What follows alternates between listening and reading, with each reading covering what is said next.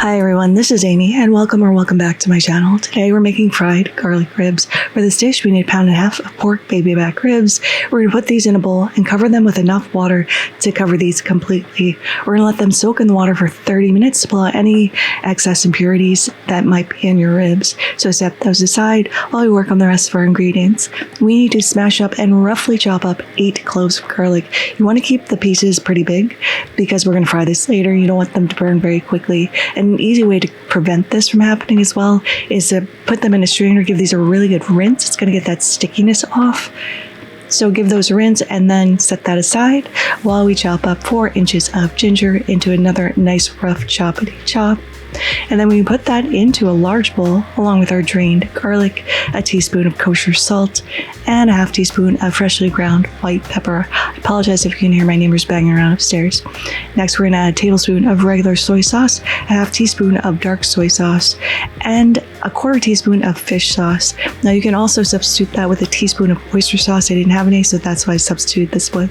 We're going to give that a really good mix, drain off our ribs, pat them dry, and add them to this marinade. And you really want to go in and rub this through because you want that flavor to infuse into your ribs. Once all of your little ribs are in there, we're going to cover this up with the lid and let this marinate overnight in the fridge. Now it is the next day and you definitely want to pull out your ribs and bring them to room temperature. I like to give them one more little toss to make sure everything is coated, and while that's coming to room temperature, we're going to work on a dipping sauce. So for the dipping sauce, we're going to grate 1 large clove of garlic into a little sauce bowl just for easier cleanup. Next, we're going to chop up the whites and green parts of 1 scallion into thin little circles here. We're also going to chop up 1 or 2 peppers, completely optional. I like a spicy sauce, and we can pop that right into the bowl. We're also going to add in 2 teaspoons of sugar, 2 tablespoons of regular soy sauce, 2 tablespoons of sesame oil as well. This is a really good dumpling dipping sauce. Also, so anything left over, save it. And a tablespoon of black vinegar. This is going to add a little acidity and brighten up the whole sauce. Give that a good mix and go ahead and set that aside. Now for the ribs, it's coming to room temperature. We're going to add a 1/4 cup of starch. I'm using potato starch. You can use cornstarch, use whatever you have. And we're going to toss this around, not even draining the ribs. We really want to get this kind of sticky. Over on the stove, I have a wok full of oil and a cooling rack over a baking sheet.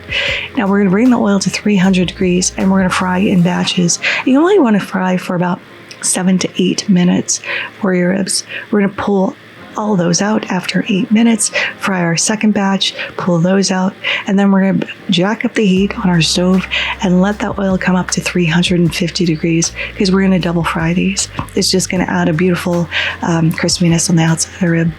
So once it comes up to 350, go ahead and add back all your ribs in at once at this point. You're not really overcrowding the pan, we're just trying to get a nice little crisp. And this fry is only 30 to 45 seconds. That's all you need.